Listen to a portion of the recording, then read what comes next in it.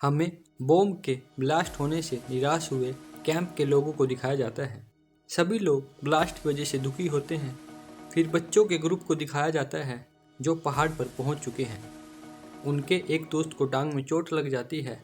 फिर सुबह हो जाती है, सभी थक कर बैठे हुए होते हैं।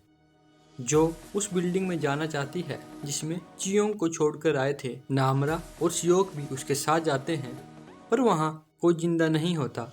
नामरा जो को बोलती है कि यहाँ से किसी की भी महक नहीं आ रही, सब मर चुके हैं और हमें चियोंग को अलविदा कहना होगा।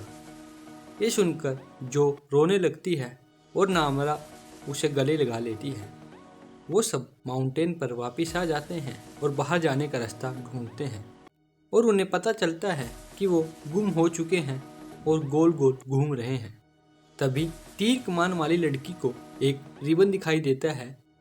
वो सब उसे फॉलो करते हुए आगे बढ़ते हैं। चलते चलते जो को एक रिकॉर्डर दिखता है जो उसके पापा का होता है और वो समझ आती है कि उसके पापा ने ये रिबन बांधे हैं।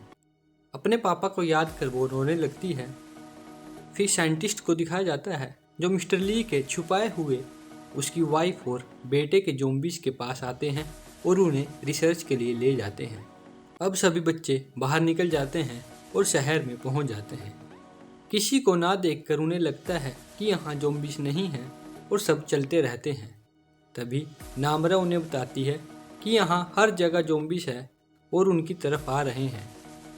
ये सुनकर सब डर कर भागने लगते हैं, पर उनके एक दोस्त की टांग में चोट लगी होती है जिसके कारण वो ज़्यादा दूर नहीं भाग पाते, इसलिए वो सब ज़ॉम्बीज़ से लड़ने के लिए तैयार हो जाते हैं। सब बच्चे ज़ॉम्बीज़ से लड़ते रहते हैं और तभी तीर कमान वाली लड़की को बचाने के लिए उसका भाई आगे आ जाता है और उसे ज़ॉम्बी काट लेता है। ये देखकर सब दुखी हो जाते हैं। वो लड़का मरने से पहले अपनी बहन को बोलता है कि वो हमेशा तीरंदाजी करती रहे। इसके बाद वो ज़ॉम्बी बन जाता है। वो दूसरों पर हमला करने लगता है, तभी नामरा उसे मार देती है। अपने भाई को मरता देख तीर कमान वाली लड़की नामरा पर गुस्सा होती है। नामरा सबको बताती है कि और भी ज़ॉम्बीज़ यहाँ आ रहे हैं, यहाँ से भागना होगा। भागते हुए नामरा को अंदर से आवाज़ आती है कि वो उन्हें काट ले, वो उसका खाना है, पर वो खुद को कंट्रोल करते हुए खुद को सबसे अलग कर लेती है और खुद को काट लेती है। सियोक और जो नामरा को ढूंढने के लिए आते हैं, वो नामरा को दूसरे ज़ॉम्बीज़ को खाते हुए देखते हैं। उन्हें देखकर नामरा जो पर हमला कर देती है और उसे काटने की कोशिश करती है, पर वो कंट्रोल कर लेती है। जो को बिना काटे वहाँ से भाग जाती है। वो दोनों उसको ढूंढने के लिए पीछे जाते हैं, पर वो उनकी आंखों से दूर हो जाती है। सारे बच्चे सोल्जर्स के पास पहुँच जाते हैं और उन्हें वहाँ से क्वारंटाइन कैंप में भेज दिया जाता है। कैंप में पहुँचने पर जो को पापा के साथ काम करने वाला मिलता है, जो उससे पूछता है क्या उसके पापा उसे मिले। ये सुनकर जो दुखी हो जाती है और उस साथी को पता चलता है कि उसके पापा ज़ॉम्बी बन चुके हैं। इसके बाद सारे स्टूडेंट्स से मिस्टर ली के बारे में पूछा जाता है।